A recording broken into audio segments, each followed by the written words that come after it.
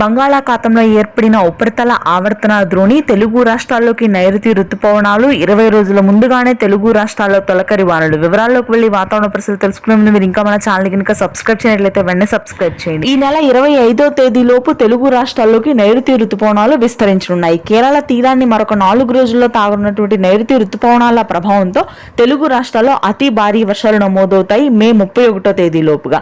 ఇక ఆ తర్వాత ప్రస్తుతానికి రానున్నటువంటి 3 రోజుల పాటైతే రాయలసీమ వ్యాప్తంగా భారీ వర్షాలుంటాయి. చిత్తూరు, పీలేరు, మదనపల్లి, తిరుపతి, నంద్యాల, కదిరి, బద్వేల్, రాయచోటి, పులివెందుల, జమ్మలమడుగు ప్రాంతాల్లో అత్యధికంగా వర్షాలు నమోదవుతాయి ఇవాళ రాత్రికి.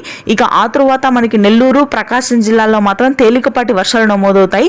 దక్షిణ తెలంగాణ వ్యాప్తంగా మరొకసారి భారీ వర్షపాతం ఉంటుంది.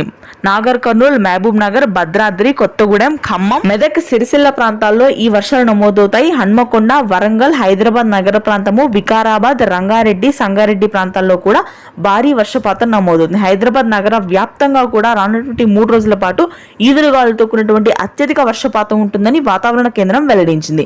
ఇక కోస్తా తీర ప్రాంతాల్లో మాత్రం రానున్నటువంటి 4 రోజుల్లో వర్షాలు నమోదు కానున్నాయి. Thanks for watching this video.